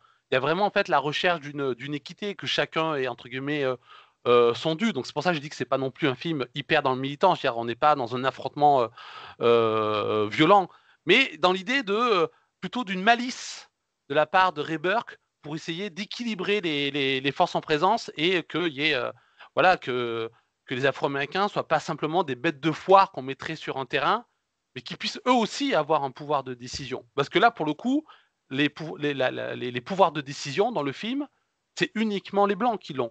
Même dans l'agence de Ray Burke, c'est un Blanc qui a le pouvoir de décision, et les Noirs sont toujours au combat pour essayer d'avoir un peu de pouvoir. Yann ? Ouais, alors justement, en fait, dans les cas de lockout, généralement, c'est une discussion entre joueurs et propriétaires pour savoir quelle part du gâteau revient à qui. Et c'est pour ça que ça cristallise énormément de tensions. Ce qui est intéressant, c'est que dans l'histoire du sport américain, il y a toujours différentes phases vis-à-vis de la communauté afro-américaine. Il y a une phase d'intégration, où là, déjà, on leur ouvre la porte, donc Jackie Robinson, etc., ou les premiers Earl Lloyd en NBA, puis les premières stars qui doivent dominer dans le jeu, mais qui doivent se taire, etc. Il y a toujours cette injonction à se taire. Puis, il y a un moment de prise de pouvoir vraiment symbolique, d'émancipation, etc., forte. Mais en vérité, une fois qu'on a dominé le terrain, rapidement, la question qui cristallise les tensions, c'est le pouvoir économique. Et ce pouvoir économique, il est reflété à travers les propriétaires. Effectivement, le pourcentage de propriétaires blancs est faramineux. Et qui est le seul propriétaire noir de NBA ? Michael Jordan. Alors, je sais que c'est une personnalité qu'on voulait évoquer par rapport à The Last Dance. L'un des héritages les plus forts de Jordan qui a une dimension politique, même si Jordan a bien joué le coup d'être en dehors de toute politique, mais son pouvoir économique, le pouvoir économique qu'il a développé à travers sa marque, à travers les contrats qu'il a su négocier, etc., ce pouvoir économique-là, maintenant, il en tire les fruits en devenant le premier propriétaire noir et donc en posant une blueprint, en fait. C'est un peu le Jay-Z, vous voyez, I'm a businessman. Maintenant, c'est le business Jordan. Et malgré tout, ce pouvoir économique, même si Jordan n'a pas été assez politisé au goût de beaucoup, ce pouvoir économique est un pouvoir politique. En tout cas, il reflète une dimension politique. Et aujourd'hui, les réseaux sociaux que tu évoquais, les réseaux sociaux sont un nouvel outil pour les athlètes afro-américains de reposséder leur parole et donc d'avoir un pouvoir. Le pouvoir de communication, c'est un grand pouvoir politique. Et par exemple, LeBron James l'utilise beaucoup, que ce soit les réseaux sociaux ou Kaepernick qui utilise les réseaux sociaux, LeBron James qui utilise les réseaux sociaux ou alors qui produit lui-même des programmes qui vont être diffusés sur des différentes plateformes comme The Barbershop, là, de Shop, là, où il discute à bâton rompu politique. Et enfin, une autre entreprise, The Big Three, je ne sais pas si vous en avez entendu parler, mais l'entreprise de Ice Cube, rappeur de NWA, rappeur politisé, qui a lancé une ligue de 3 contre 3, et avec cette dimension-là de empowerment et notamment financier. C'est-à-dire, nous, on va créer notre ligue et du coup, il y a des anciens joueurs de NBA qui migrent dans cette ligue-là pour la dimension qui est politisée de repossession des moyens de production. Il y a une dimension quasi marxiste qui fait écho au film qu'on évoquait sur le baseball là, de Bingo Long, c'est-à-dire maintenant on veut posséder, on veut se posséder soi-même. Et donc, et des dernières choses, le commissionnaire David Stern en pointillé, commissionnaire au grand sourire qui a profité de Magic, Bird, Jordan, d'un climat extrêmement popiste pour internationaliser sa marque, la marque NBA, vendre énormément, faire énormément d'argent, mais qui était aussi quelqu'un qui négociait extrêmement dur, qui était connu pour ça, qui est un sourire de façade extrêmement dur. Et par rapport au racisme, c'est Stern qui a notamment fait le backlash après la bataille à Détroit. Je ne sais pas si vous aviez vu ces images en 2004. Il y a eu une grande baston générale sur un terrain de NBA à Détroit avec Ron Artest, à l'époque celui qui s'appelait Ron Artest. Et après cette baston-là, grande peur de la NBA qui s'est dit on va perdre tout notre public blanc, parce qu'une baston de joueurs afro-américains qui vont dans les tribunes pour taper des supporters blancs, c'est un peu la crainte ultime pour la NBA. Eh bien, suite à ça, David Stern, il a fermé la boutique, dress code, on n'avait plus le droit de s'habiller avec des vêtements type hip-hop, etc., les do-rags, les chaînes, etc. On enlève ça, donc on efface la culture afro-américaine, en tout cas la culture afro-américaine hip-hop de la NBA, et le All-Star Game suivant, au lieu de mettre du R&B, du hip-hop en musique, on met ils avaient mis comment ça s'appelle, vous savez, la musique américaine, pardon ? La country. Voilà, exactement, country music. Donc voilà, David Stern, c'est aussi cet héritage-là. Donc, money is essential. C'est vraiment le dollar la couleur verte qui domine. Marion, tu voulais dire quelque chose ? Oui. Ouais, juste à l'instant ce que vient de dire Yann, donc c'était Malice at the Palace, la grande baston là. Il y a aussi l'image qui a fait changer la NBA, c'était Allen Iverson. Ce joueur exceptionnel, mais vraiment, pour le coup, un gamin des rues avec tout ce que ça comporte malheureusement en cliché et tout ça, et qui arrivait avec des baggies, avec des chaînes en or comme ça, qui était vraiment une image que David Stern ne voulait absolument pas avoir pour ne pas faire fuir effectivement les fans blancs, et c'est là que ça a tout changé. Mais je pense que... je pense que vas-y Yann. Vas-y. Juste pour rebondir sur Iverson, c'est un cas typique. Dans les ligues américaines, on va vendre des Afro-Américains, mais des Afro-Américains qui sont acceptables pour le public blanc. Ouais, et donc, soit c'est des stars crossover, Jordan, même Julius Erving, qui vont avoir une image assez lisse, etc., qui va plaire au public blanc, ou alors ça va être des images de rebelles purs, type Iverson. Iverson, il a fait vendre beaucoup la NBA. La NBA l'a accepté jusqu'au moment où il ne gagnait plus et où devenait plutôt inacceptable. Mais l'image du rebelle, ça fait vendre aussi. C'est love-hate relationship. Vous voyez, c'est do the right thing, love-hate. Et Iverson avait ça en lui. Bah, c'est assez intéressant parce que dans High Flying Bird, on a un petit peu ce contexte, puisque on a par exemple Eric Scott, le jeune rookie, qui va s'opposer à un autre jeune star de la NBA qui dans le film s'appelle Jamero Humber, et qui lui, au contraire, comme tu disais, c'est celui qui est lisse, celui qui est propre, que sa maman a élevé très bien dans des conditions difficiles. D'ailleurs, je crois qu'il a 1 ou 2 frères qui sont aussi des sorties professionnelles ou en devenir. Donc voilà, l'image de oui, on se sort des quartiers défavorisés, mais en étant digne, en rejoignant finalement l'idéal qu'ont peut-être les propriétaires, le commissaire ou des supporters blancs, d'avoir en gros un Afro-Américain qui soit tout gentil, tout propre, sur lisse, qui soit débarrassé de cette culture peut-être urbaine, hip-hop, alors que Harry Scott, lui, c'est plutôt celui qui voilà, le jeune loup, quoi, celui qui a envie qui a faim, qui veut sa place, quoi.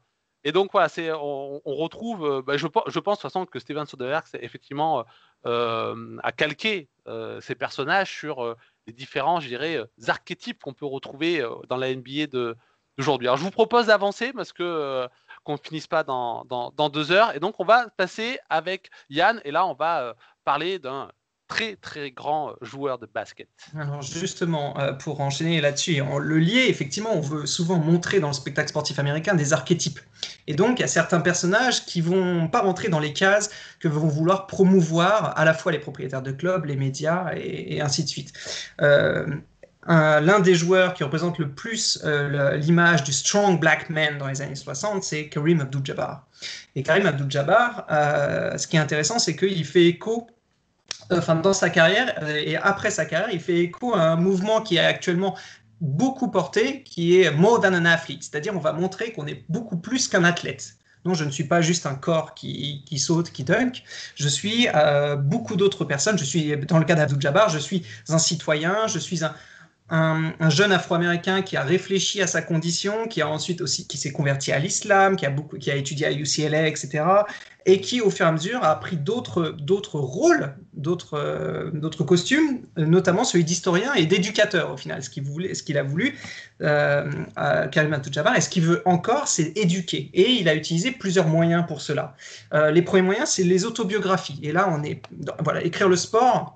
Les autobiographies sportives aux États-Unis, et notamment les autobiographies d'athlètes afro-américains et afro-américaines, ont toujours une forte dimension politisée. On développe toujours un grand discours politique. On évoque plein de figures politiques, Martin Luther King, Malcolm X, Obama pour les plus récents, etc.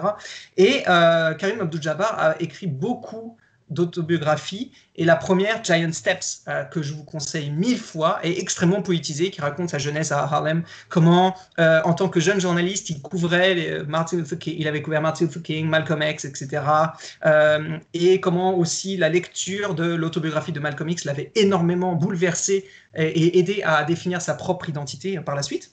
Donc ces autobiographies développe ce discours politisé. Ensuite, il a écrit aussi beaucoup d'essais, il continue différents essais et aussi des éditos et des tribunes pour différents médias où il parle en tant que citoyen américain et où il réagit à l'actualité. Et généralement, il y a beaucoup de choses à dire sur l'actualité. Notamment récemment, il a écrit un excellent article pour les LA Times en rapport à George Floyd et à tout ce qui se passe, notamment à Los Angeles, autour de ce cas-là et avec les émeutes qui ont suivi.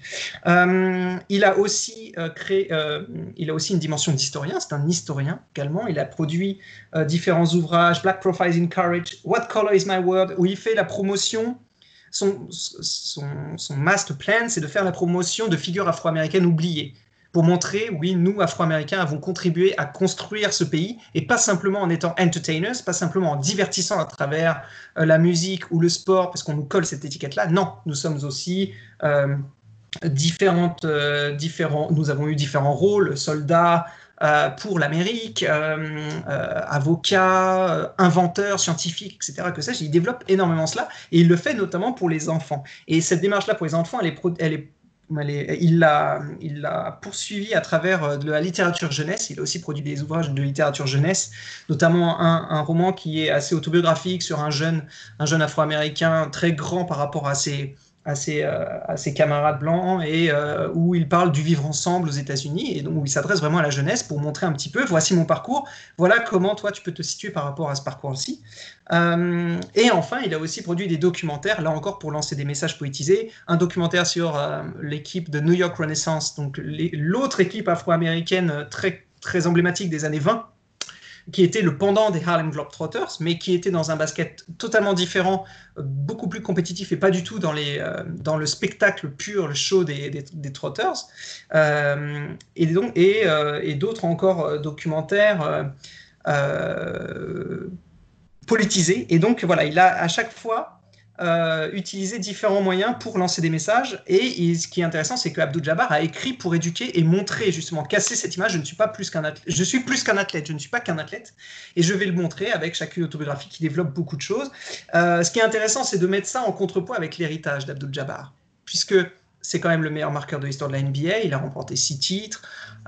C'est quand même une grande figure de l'histoire du basket, mais il n'est jamais évoqué dans les figures emblématiques. Pourquoi ? Parce que quand il s'agit d'écrire l'histoire, l'influence des médias est fabuleuse et les médias mettent en avant d'autres figures que Abdou Jabbar. Et pourquoi ? Parce qu'Abdou Jabbar, pendant toute sa carrière, a bien mis en avant le fait que les médias modifiaient les messages que lui transmettait, et donc en réaction, il était beaucoup plus en retrait des médias. Il s'exprimait très peu, il était vu comme hautain, alors qu'en fait, sa démarche était extrêmement politisée, un peu à l'image de celle de Kaepernick aujourd'hui, c'est-à-dire je ne m'exprime pas dans les médias parce que vous allez déformer mes propos. Et cette démarche-là, elle a été portée par Abdou Jabbar, elle a été aussi faite par Bill Russell avant lui. Bill Russell qui a écrit 2 autobiographies, notamment très très politisées, Go Up for Glory et Second Wind, qui sont vraiment des pamphlets politiques. Hein. Et donc il y a cette tradition-là de s'exprimer par l'autobiographie. Et c'est là que Écrire le sport rentre en jeu, parce qu'il faut lire les autobiographies pour comprendre davantage le quotidien de ces gens-là, parce que c'est pas que des athlètes, c'était des citoyens, et qui ont fait face, dans le cas des citoyens afro-américains, qui font face au racisme comme leurs congénères, même s'ils sont athlètes et qu'ils gagnent des millions de dollars. Et donc, lire permet de déconstruire ces situations-là. Abdou Jabbar en est conscient, et c'est pour ça qu'il s'exprime sur multiples plateformes afin de toucher un public plus large, pour que chacun on se rende compte qu'effectivement, les Afro-Américains sont bien plus que des athlètes. Qui veut réagir en premier ? Julien ? Ouais, moi je voudrais dire, c'est que j'ai l'impression, alors tu me coupes si je me trompe, hein, Yann, mais que Karim Abdul-Jabbar se retrouve un petit peu dans une même manière d'agir pour les droits, pour les droits des Afro-Américains, pour amener le débat politique, un petit peu comme le tennisman Arthur Ashe. Il y a à peu près de la même période, et Arthur Ashe disait, mais poussez plutôt vos enfants dans les bibliothèques que sur les terrains de sport. Ouais, tout à fait. Et Arthur Ashe, ouais. Vas-y, je t'en prie. Et en même temps, c'est aussi... excusez-moi. Ça arrive même au meilleur, Julien, t'inquiète. Voilà. Allez, excusez-moi. Donc, oui, voilà, mais c'est aussi représentant d'une époque, c'est-à-dire que cette époque des années 70, c'est aussi l'époque de la parole politique, peut-être plus intellectuelle, où l'argent n'avait pas un poids aussi important, où les sportifs n'avaient pas un poids économique aussi important, ces sportifs-là. Contrairement à ce que tu disais, comme Michael Jordan, et on le voit bien dans The Last Dance, là le pouvoir il est différent, il est plus intellectuel que Karim Abdul-Jabbar et Arthur Ashe. Ils avaient peut-être que ce pouvoir intellectuel à faire valoir à ce moment-là, que Michael Jordan maintenant, dans les années 90, avec le tout argent qui arrive, qui inonde les stades et les sportifs, et ils ont un autre pouvoir qui arrive, c'est le pouvoir économique. Alors c'est très intéressant, et effectivement il y a un peu de ça. Alors après, Abdou Jabbar à son époque était quand même bien payé, hein. C'était une star qui était bien payée pour son époque. Jordan effectivement fait exploser cette bulle-là, avec l'internationalisation notamment, le fait que le spectacle sportif s'internationalise, et donc là ça génère plus d'argent, Nike, etc. En revanche, tu as toute raison, c'est le lien avec Arthur Ashe. Il produit une œuvre colossale qui s'appelle Hard Road to Glory, donc, qui est en fait une histoire des athlètes afro-américains depuis 1619 jusqu'à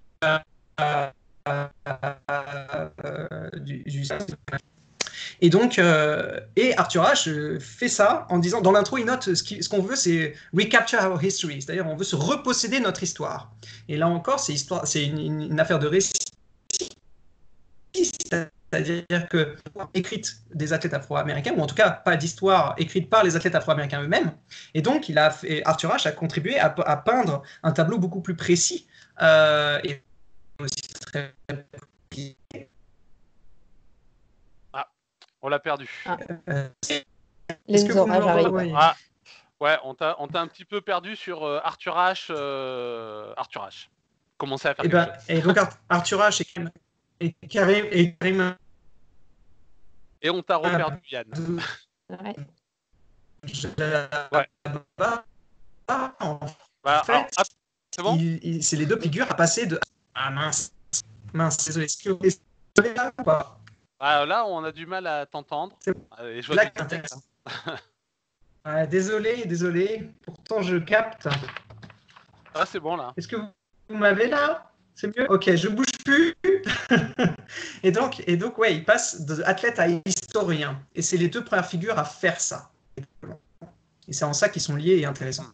Et du coup, il faut un petit peu comme pour les Afro-Américains, une relecture de l'histoire, mais d'un autre point de vue, comme a pu faire Howard Zinn sur l'histoire populaire des États-Unis. C'est-à-dire qu'on change le point de vue pour lire l'histoire. On se met du côté des salariés, des défavorisés, pour montrer comment on peut avoir une autre manière de lire et de comprendre l'histoire.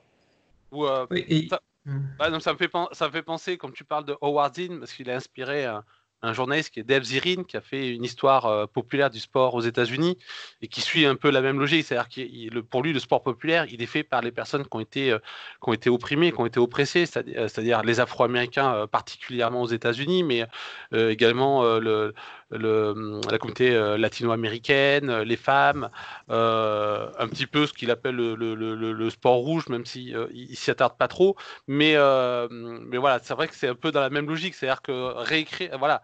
Je dirais pas qu'il réécrit l'histoire, mais c'est qu'il remet l'histoire peut-être dans le bon sens, parce que le récit dominant faisait qu'on s'attardait sur certaines figures, comme vous disiez, toujours un petit peu celles qui correspondent à l'establishment. Juste par rapport aux femmes aussi, à cette époque-là, il y a Billie Jean King qui sort son histoire du tennis. We Have Come a Long Way, qui montre tout le chemin parcouru par les tenniswomen. Et donc là aussi, elle fait partie pour moi, un vrai triptyque extrêmement signifiant en termes politisés. Alors, mais ce qui intéresse... Oui, vas-y. Non, juste signifier que récemment vient de sortir l'histoire populaire du football de Michael Correa, et qui est un ouvrage aussi passionnant et qui travaille de la même manière. C'est la même logique. Alors, je le dirai pour ceux qui nous écoutent, qui ne l'auraient pas encore lu, mais j'ai fait la critique de ces deux livres, celui de Michael Correa et de Dave Zirin sur Écrire le sport, donc vous pourrez les retrouver. Mais c'est exactement la même logique, c'est-à-dire que ce sont des sports qui sont aujourd'hui extrêmement populaires. Enfin, le football, ça fait depuis très longtemps, mais le basket, effectivement, depuis 30 ans, sa mondialisation fait que il y a un récit qui nous est apporté. Et d'ailleurs, c'est un peu les critiques qu'on fait à The Last Dance de Michael Jordan, qui est là aussi de mettre en récit sa propre histoire. Et c'est vrai que ce genre d'œuvre, celle de Dave Zirin, de Michael Correa ou de Howard Zinn plus largement, on voit de plus en plus ce genre de livre d'ailleurs qui sort pour vraiment remettre en lumière une histoire qui avait été soit oubliée, soit qui avait été invisibilisée, parce que quand on invisibilise une histoire, c'est aussi un système de domination. Mais voilà, effectivement, c'est extrêmement intéressant. Alors, ce qui est marrant, dans le cadre de Karim Abdul-Jabbar, c'est qu'on le connaît surtout, en France, on le connaît surtout pour sa participation à un film, celui de Bruce Lee, parce que ayant fait du karaté dans sa jeunesse, voilà, il rejoint Bruce Lee. Et c'est intéressant le parallèle, parce que Bruce Lee, qui est allé aux États-Unis et qui avait commencé une carrière à Hollywood, est parti d'Hollywood, entre autres parce que on lui proposait toujours les mêmes rôles.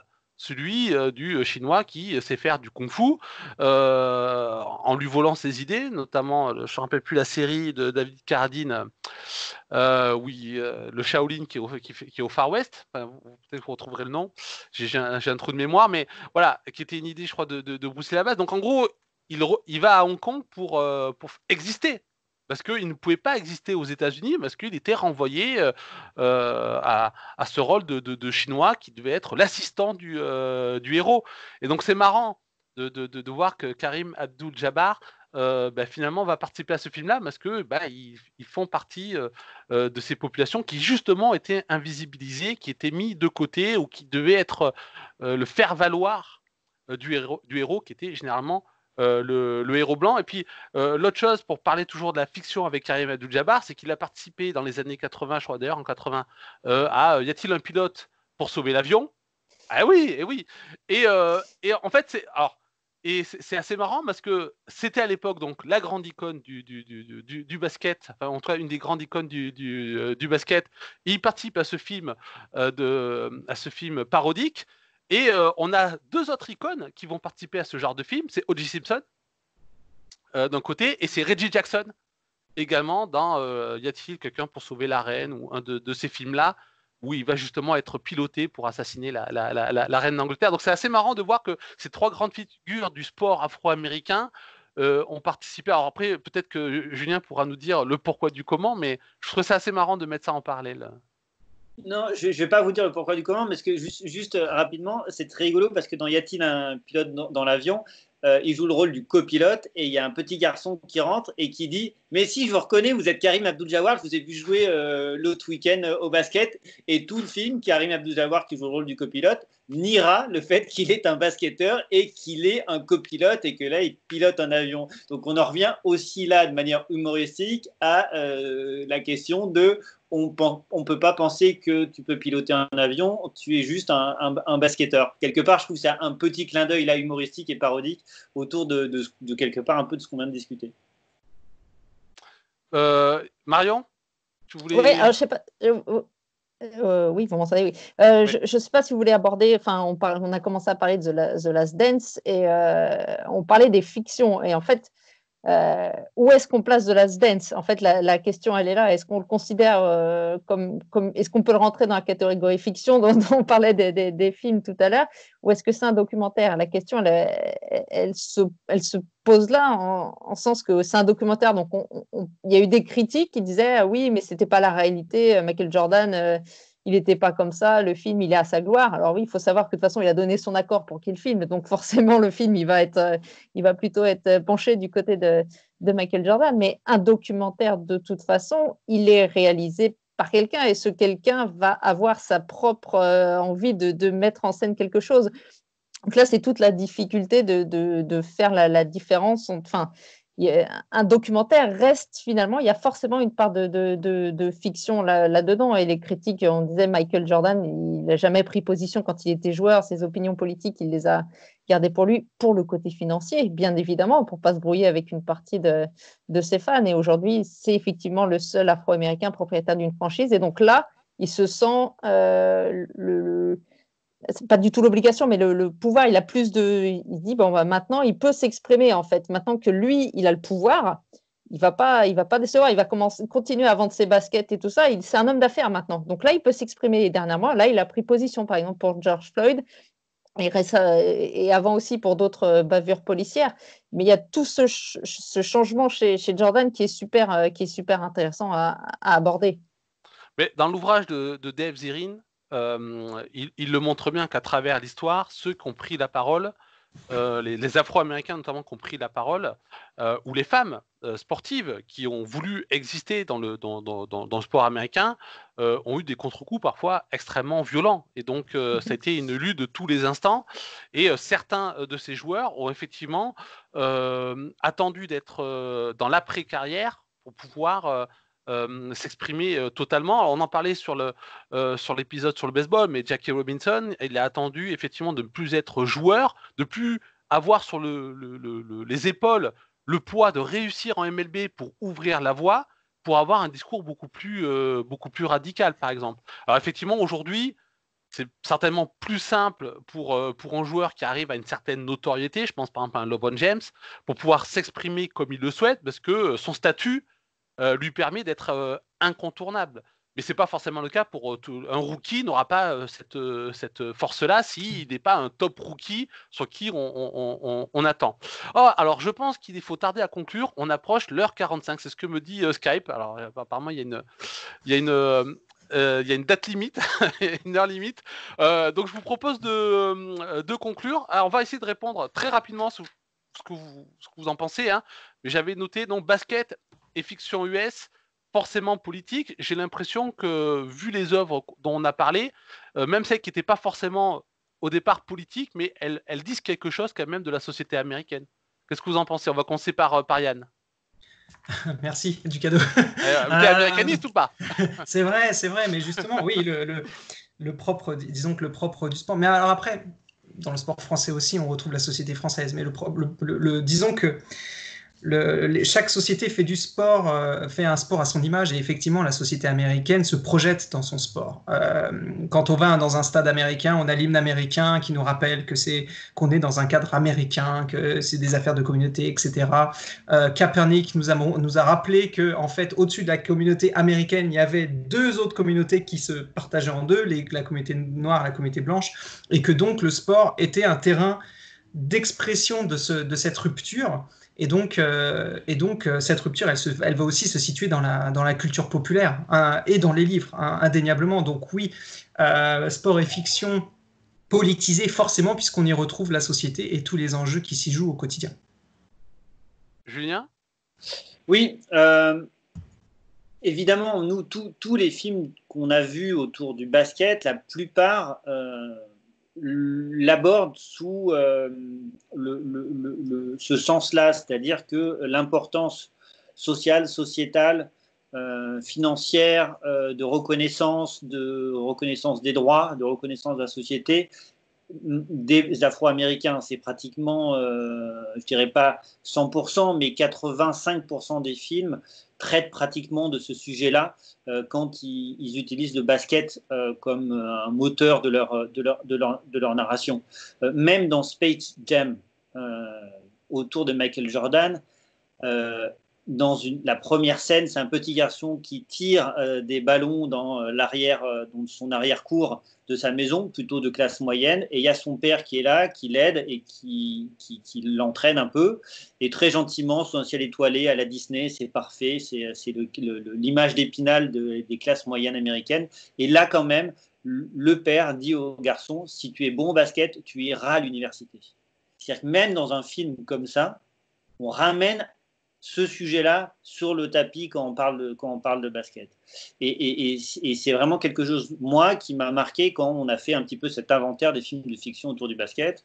Et je terminerai juste pour un petit clin d'œil à Karim Abdul-Jawad, qui avait un artiste du basket qui n'a jamais fait carrière, mais qui était reconnu comme the GOAT, the greatest of all time, qui est Earl Manigault. Et il y a un film sur Earl Manigault qui existe, qui s'appelle L'Étoile de Harlem, où Karim Abdul-Jawad fait un petit caméo et il passe. Il y a même Earl Manigault qui apparaît à la fin du film. C'est une rareté. Je crois que c'est Don Cheadle qui joue le rôle de Earl Manigault.